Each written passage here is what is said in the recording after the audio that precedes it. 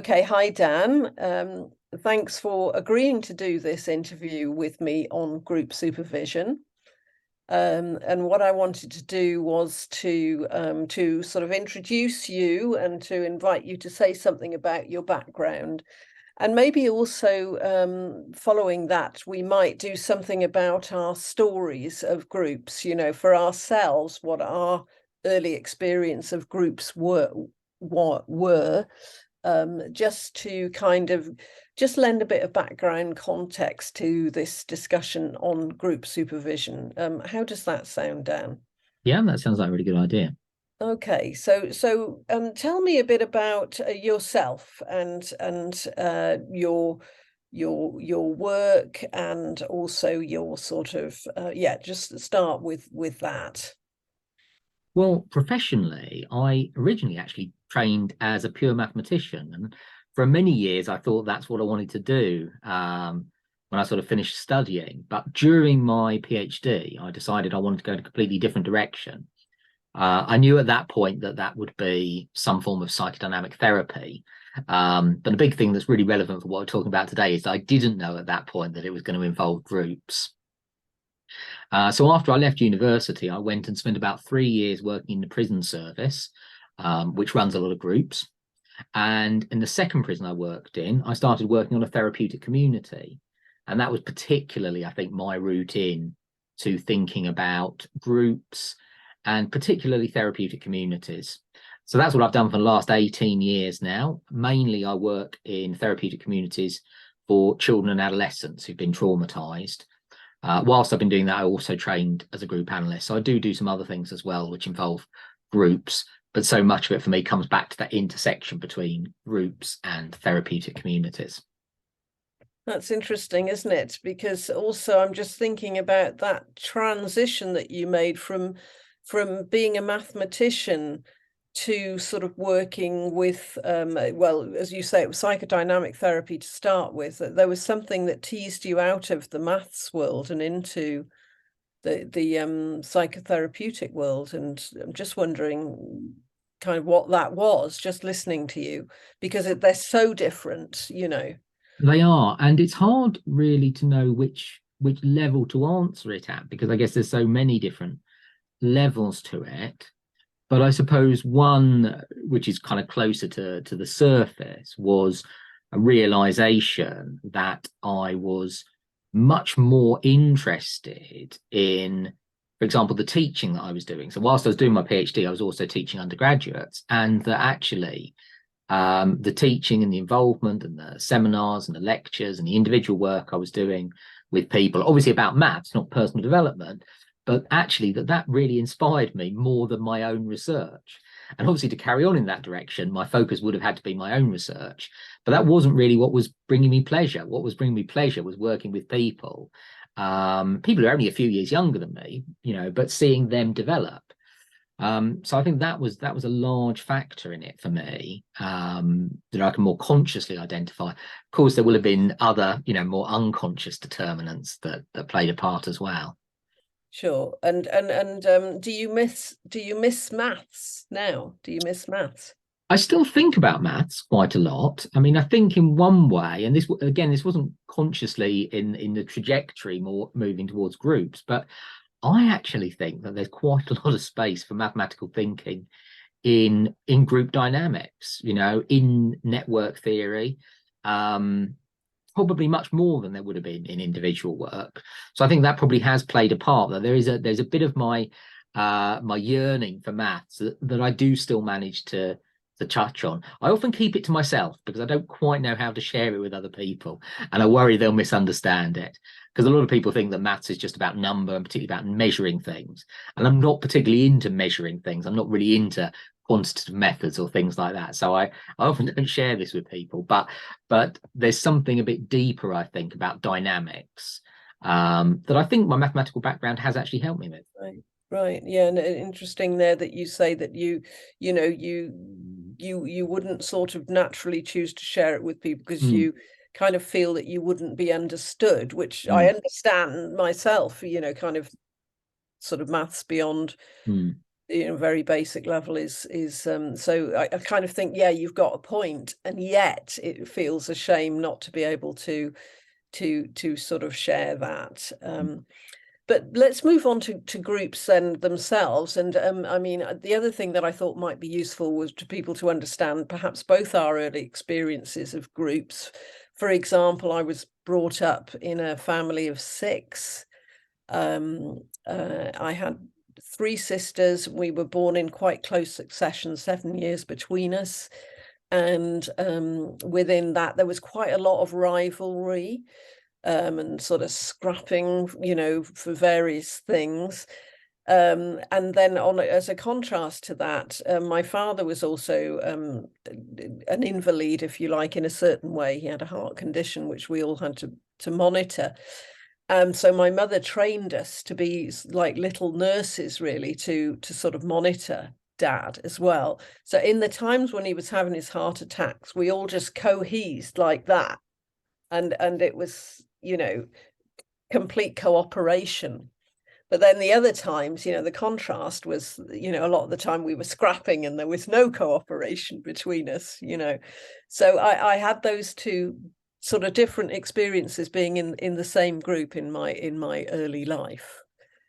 So I thought that might be, worth sharing when we talk about some questions about rivalry and collusion in later on sort of thing. How about yourself? I think I had, and it's hard to pin down exactly where it came from, but I think I had for a long time a very negative view of groups. I'm not sure that this is unusual actually for people who become group analysts, but I saw groups in quite a negative light. Not so much in terms of the really kind of perverse and toxic things like scapegoating, but for a long time I found it hard to see anything other than just a hindrance that groups are. That I can't quite remember. There's some sort of slightly wry joke, isn't there? That a camel is a horse designed by committee. That idea that whatever a group produces is probably going to be worse than what the individuals might produce. And that the most intelligent person in the group is going to be brought down by the group and so on.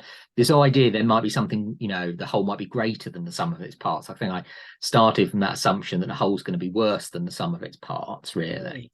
Right. And I think that probably fits with my initial trajectory in maths. That maths, I think, still a lot of mathematicians still think in that kind of Renaissance Enlightenment way about the individual genius like Newton or Einstein who's kind of forging a path despite what other people might think. This idea that collaboration might actually be beneficial rather than something that people sometimes make you do against your will. So I came with quite a negative view, and I think my mind was really opened when I started to work in the prison service, ironically, with some really challenging men and challenging behaviors, but thinking about actually what it might mean if you really could harness the power of the group, that wasn't always just a force for negativity, that something really beautiful might come out of it. Yeah, that's interesting, isn't it? And again, I guess that is the mathematician, because I think some research sort of indicates that, in nearly every case, 2 people perform better than one, like in, I don't know, if you dropped on a desert island or something, that 2 heads are better than one. So fascinating contrast, really, but does fit with that kind of the scientist kind of notion, really, doesn't it? So, okay, well, let's move into the main interview then. So what I wanted to then ask you was the next question, which is, what do you see as being the difference between group supervision and supervision in a group? Well, maybe this is a little bit like what I was just saying about maths, that there's always a part of me is a bit worried still about being misunderstood, and groups are really powerful tools for misunderstanding and also for elucidating understanding. But I suppose one of the things I think is that I have my own thoughts on what group supervision is, and yet so often the way I hear it described is is so different that I sometimes feel I'm swimming against the tide, and I just have to accept the way that it might generally be used. So generally, I think group supervision is just kind of used for whenever you have a group of supervisees coming together in a group with a supervisor. That's how it's often used. But for me, that fits much more with this idea of supervision in a group. There is a group, there is some supervision going on in that group. So I would say that's the entry level approach to supervising in a group. And there are advantages to that, of course, because you can maybe support more supervisees at the same time, particularly if you've got a group maybe of trainees who are all at a similar stage, if they're all making their initial steps with providing therapy, then there'll be a lot of similar issues maybe. So in that kind of case, people might be able to learn from each other. But often the real focus there isn't on anything kind of lateral. There's just this relationship between the supervisor and the supervisee, and different supervisees present at different times. So where the spotlight is in the group kind of changes as time goes on, but primarily it's about that dyad, and that just kind of moves around the group. Whereas group supervision, I would see as something really quite different. And to explain the way I would think about it, what I would start with is saying that for me, the modern approach to psychodynamics really has this fundamental idea that our most important tool is ourselves. However we phrase it, countertransference classically, but that is our most important tool, whether you're working individually or in a group. The practitioners who are the supervisees, whether they're doing individual work or group work, or they might even be doing different approaches within the group. But fundamentally, what we're thinking about is, how do you make use of your countertransference? And I think one of the things that's really powerful about harnessing that power of the group, so for proper group supervision, is the idea that in some way the group itself becomes an instrument for increasingly sensitively calibrating that personal tool that we then take into the consulting room with ourselves. So that not only have you got, the inner world of the therapist and the inner world and the supervisor, you've got all of these other inner worlds of individuals, but even something collective, some sort of almost collective consciousness. So to give an example, I guess, there are many times when I've been supervising groups where someone's presented something, and then my response is normally to open it up to the rest of the group before I say something. And what often happens is that different members of the group, and it doesn't have to be the people who are most experienced or most qualified or anything like that, but different people will resonate with different aspects of the narrative.